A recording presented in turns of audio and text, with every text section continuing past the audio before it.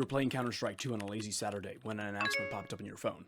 At first you thought it was a prank, like those fake emergency alerts that pop up right before a reality show. But no, the global female population had come to a unanimous decision. Men had to go. Women could only keep a certain type of man alive, one who fits very specific criteria. The rest are shipped off to Mars by Elon Musk, who strategically converted to being named Elena Musk to survive the purging. The criteria weren't made public. Everyone thought it was some combination of strength, intelligence, and emotional maturity. But the list of qualifications was created by a secret council of women with 2 bottles of wine and no patience left. Some of the criteria were reasonable, like, must know how to communicate feelings. Others were surprising, like, must know how to perfectly quote Mean Girls. But you didn't know any of this yet. All you knew was that one by one, men around you started disappearing like double-chunk chocolate cookies at Costco. The world became quiet. Gyms shut down. Madden servers went offline. And suddenly, every movie theater had a surplus of seats. One day, they came for you. You're mid-bite into a 2-day-old burrito from Taco Bell when your door bursts open. A group of women in tactical gear and perfectly balayaged hair, which you did notice, in fact, stormed in. One of them held up a clipboard of your biodata. The woman squinted. Favorite Taylor Swift album? Folklore? You guessed based on some precursory knowledge of your ex's Spotify Wrapped. She raised an eyebrow, then motioned for you to stand. Interesting. Proceed. From there it got weirder. You were taken to what can only be described as a job interview straight out of 1984. They asked you everything from, can you change a tire? To, what's your stance on pumpkin spice? You crushed the tire question but stumbled on pumpkin spice. You mumbled something about seasonal appropriation. In the end, they handed you a certificate. It read, Approved Male Specimen 00001. Turns out, you were the only man alive who hit the perfect balance of mediocrity and charm. You didn't mansplain, you knew how to listen, and you had the rare ability to laugh at your own jokes without making other people cringe. Plus, you could cook a decent lasagna and you knew the choreography to Bye Bye Bye by NSYNC. At first, being the only man alive seemed like the plot to the best reality TV show ever. You pictured yourself laying on beaches with a harem full of women, vying for your attention. It was the ultimate dream gig, like being the only guy at a sleepover, except forever. But it didn't take long for that dream to spoil. Why? Because with billions of women around, you're not their Prince Charming. You're their customer service department. It started small. Can you open this jar? Why does my Wi-Fi keep dropping? You didn't mind it at first. It was nice to be needed, but soon the questions became endless. Can you explain crypto to me? How come you left the seat up last week? To make matters worse, every woman's period symptom like their ovaries had Bluetooth. One might even call it the purge. A realization hit when you accidentally left the toilet seat up. In the old days, this was a minor crime, a slap on the wrist. Now it was global news. That's when you realized the phrase, not all men, had officially retired, because now you are all men. Every tiny slip-up is magnified. If you forgot to text someone back, all men ghost. If you eat the last donut, all men are pigs. Part of your duties include being the go-to judge for all things fashion and beauty. You have no credentials for this. You didn't have a girlfriend before all of this. You just had a great KD ratio in Counter-Strike 2. But they don't care. Every day, you're faced with a parade of women asking, does this dress make me look fat? It's a trap. You know it, they know it, but there's no escape. You once made the mistake of saying, it's not the dress. You didn't see daylight for a week. And hairstyles are even worse. You'll say, yeah, that looks great, only to have girls glare and snap, you didn't even look. So now you've perfected nodding sagely and throwing out vague terms like layers and volume, hoping they sound convincing. It's too much. You need male companionship. So you decide to try an experiment. After watching a YouTube tutorial, you attempted to transform a few willing women into guys. Not surgically, of course.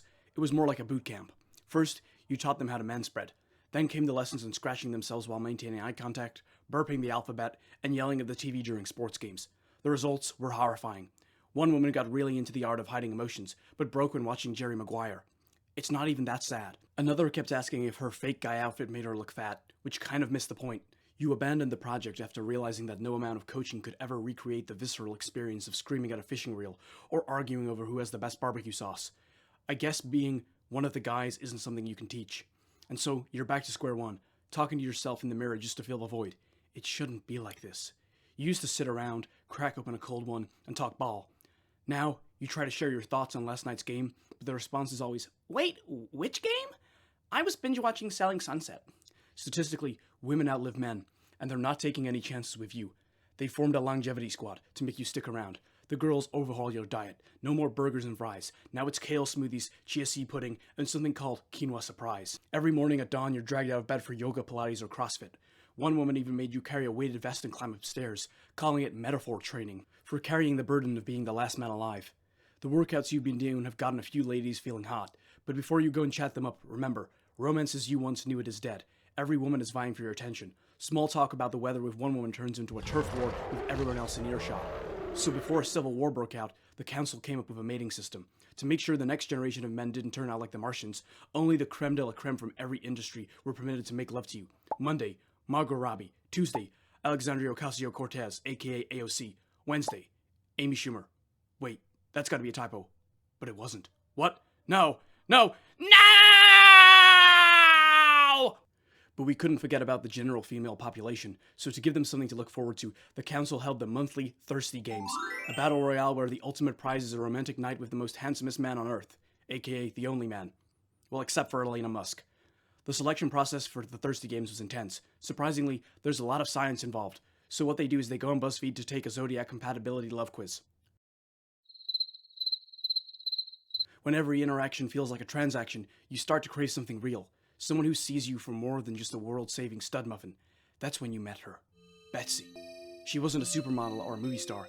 She didn't wear designer clothes or demand compliments on her contour. Betsy was just normal. She liked anime, long walks, rainy days, and baking cookies. You'll find yourself drawn to her like a moth to a flame. She didn't ask you about your contributions to society or schedule like a dentist appointment. For the first time in ever, you felt seen for you. One rainy evening, you feel like it's the right time to pop the question. You muster up all the courage that you can. Heart pounding, you look her in the eyes and say, "Betsy, I'm falling for you. Will you be my girlfriend?" Her answer was a bittersweet smile and 9 words that cut like a knife. Sorry, I'm gay, but we can still be friends. Friends? You have about 4 billion of those already. Thank you very much. You try to play it cool. It stings, but you take it in stride. You remind yourself that there's no time for love when the survival of the human race rests on your shoulders. Even when you're the last man alive, love isn't a sure thing. And no matter how many Emily Ratajkowskis line up at your door, the ache for a genuine connection never goes away. They say love is a battlefield, but for you, it's a war.